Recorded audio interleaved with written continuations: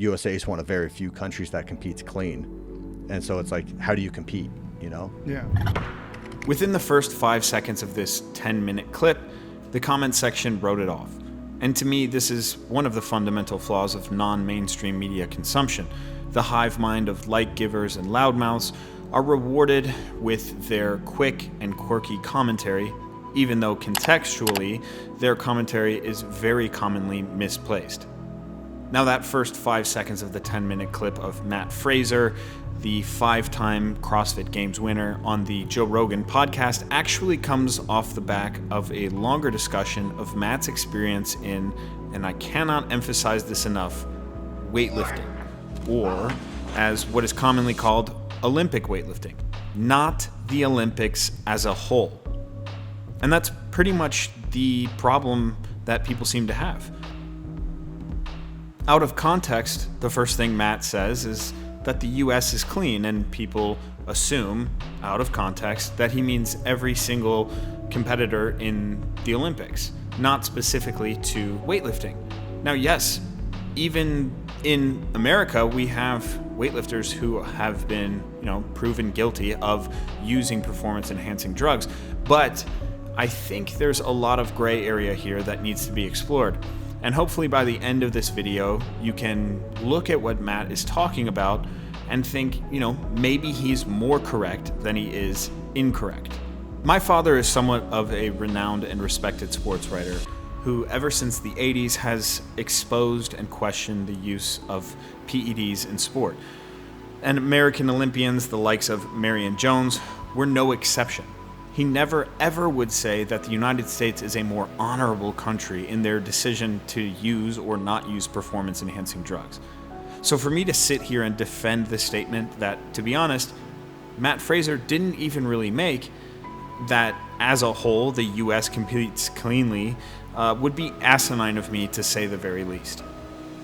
What I will argue is that the pharmacological systems in place amongst the countries that were the most common perpetrators of drug use over the years far outweigh any potential for the US to compare.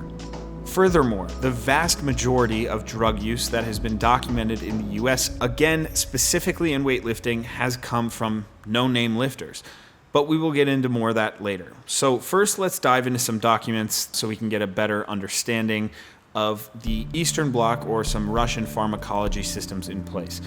The first comes from a newsletter from Sean Waxman, a decorated American weightlifting coach. He was able to take notes from a Russian national coach in 2005 about their doping program. As you can see here, the list of illicit substances is extensive, and it was very planned around being able to pass a Russian national test, which was usually 10 to 15 days out from a WADA test. Some of the notable things on here: a D-ball cycle of 100 tabs total, basically using 3 to 4 tabs daily during a cycle. A famous weightlifter used on his own 200 tabs per cycle and was caught at the dope test. However, the athletes who used 120 tabs passed it. A similar thing was done with a very famous drug that's commonly used in weightlifting, which is stanozolol. People know it as Winstrol. And these athletes were taking 10 to 20 milligrams daily, and a cycle was 40 to 50 days. Oxandrolone, as everyone knows, is Anavar, like and Never Give Up. 10 to 20 milligrams daily, cycles 20 to 35 days. Testosterone Probe, 100 milligrams every 1, 2, or 3 days, and the cycle is 1 to 2 months. This would actually allow you to kind of microdose the testosterone instead of taking massive injections like a bodybuilder would. And then there's some other ones that they talk about as well. But and they also talk about the use of drugs for women. It's very similar.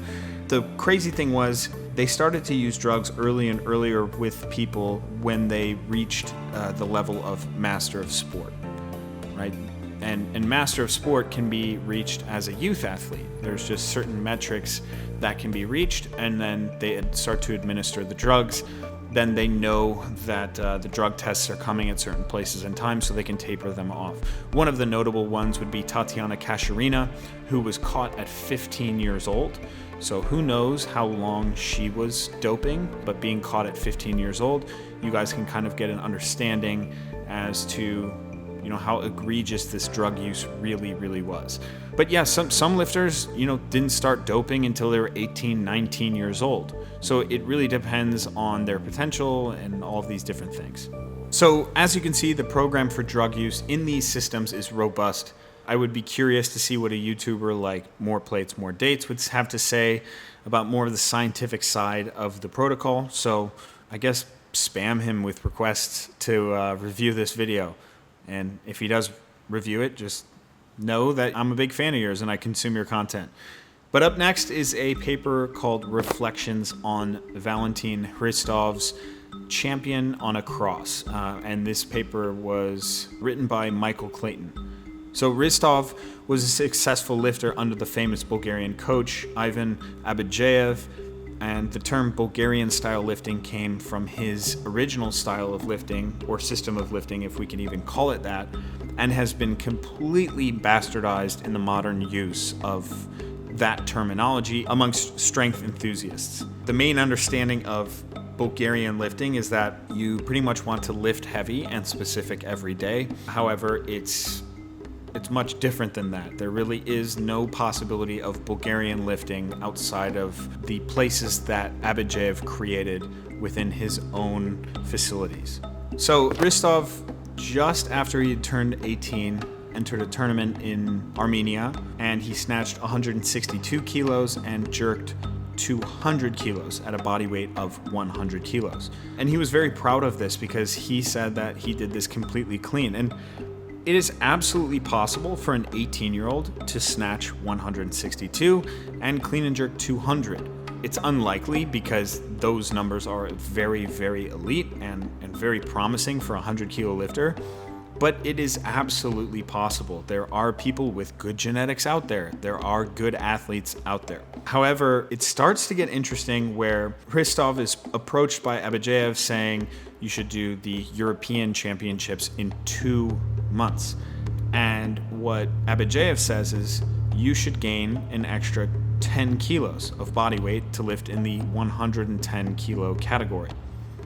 This was the first time that he was exposed to anabolic steroids at 18 years old. And fast forward to 2 months later, he weighed in Verona at 108 kilos, and this was his first international meet, and he took silver by snatching 167 and clean and jerking 220 kilos.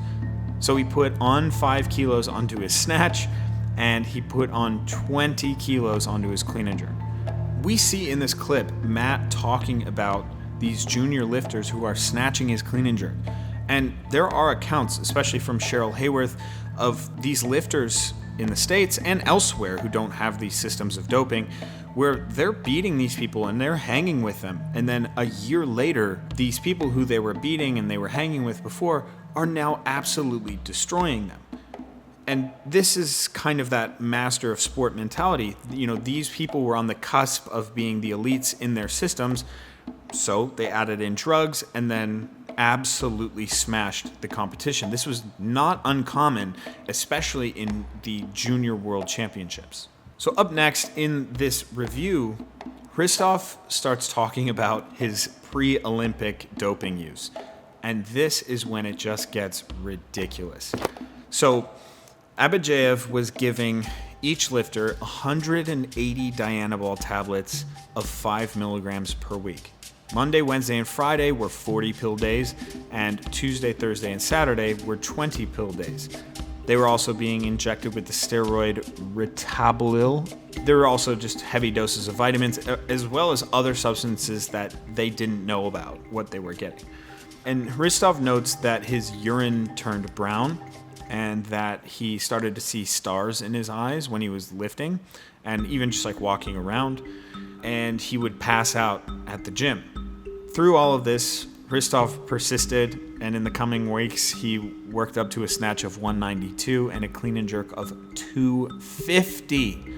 He's quoted as saying, without the horse-sized doses of the white pills, which were the steroids, and the injections of the retabolil, of course, that kind of workout intensity would be entirely impossible. Now, though shocking, these practices were commonplace amongst these countries, and the main thing here is that these practices were nowhere near what was done in the United States in weightlifting. Not even close. If there ever was anything that was done in weightlifting, it was completely clandestine to that individual lifter. With USADA coming in and the out-of-competition testing, it would only be a matter of time before they were either caught or they weren't able to take as many drugs as any other country, and it wouldn't even benefit them, or at least benefit them to the level that they could have if they knew when the tests were coming. Even when we see the massive corruption within the governing body of weightlifting, the IWF, with the release of the McLaren report, and if you guys don't know what the McLaren report is, please watch the video I'd made about this for more of an understanding. But the US and other countries that we consider to be clean in this modern era of weightlifting, who are very tough on drugs within the sport, they're nowhere to be found in this McLaren report. However, this does not imply that even US weightlifters are exempt. Let's take a cruise down to the old USADA sanction list. As we can see, there are a whole lot of names on this list. However, for 99% of the names on this list, they are, in the eyes of the IWF, WADA, and the IOC, nobodies. They will never compete on an international stage. So these sanctions, for the most part, are in competition sanctions with not really competitive people. The out-of-competition testing is reserved for the lifters with the highest Roby points, our ranking system to determine Olympic spots. And out-of-competition testing, though many commenters think is a joke for some odd reason, is actually very stringent and hard to pass. USADA reserves the right to come to your house on any given day to test you in your allotted hour, and if you don't comply, you will be sanctioned. I can already sense the comments pouring in, pointing out that even athletes in the out-of-competition testing pool can get away with it. To which I say, you are absolutely right. And there will always be lifters that decide to cheat. But it isn't as simple as having a direct tapering of the drugs like the Russians did in that 2005 example. So in Matt's case, when he was a junior, he is more correct than he is incorrect when we talk about weightlifting specifically, which he was. Though this inference will lead to more gray area, it is the only logical one. Most people don't enjoy the gray area. We prefer to write things off. A lot of comments are just going to say they're all on gear, or drugs don't make the lifter and they work harder and are more genetically gifted and have better technique. Or the lifter is completely clean. Even in this video where I offer up a deeper understanding and still leave the idea in question that the US is clean, I leave that open-ended. I'm sure that someone in this comment section will write off the argument as something that it is not. But that is part of what we do on YouTube. So where do we go from here in the sport of weightlifting? Well, one thing is for sure. Corruption at the level we were seeing within the IWF, which again is the governing body of weightlifting, must go away. Then we will see more sanctions come and less systemic doping, which we're actually already seeing because of the requirements to compete. Beyond this, our hands are tied. There are always going to be lifters from anywhere, the US included, in the world who cheat. However, the current OOC testing, at least by the USADA model, really isn't that bad. Right now, it's the best option we have. And if someone slips through the cracks, I guess there really is nothing we can do about it. But the corruption that we have seen before allows for lifters to be systematically allowed through the cracks. So again, if in this case, Matt had said something along the lines of, US weightlifting is clean insofar as, when compared to the doping systems of other nations and the OOC testings of other nations, we are not even able to measure up remotely to the amount of drug use. Then I'd hope more people would get on board with what he said. In my opinion, what he said really isn't that controversial.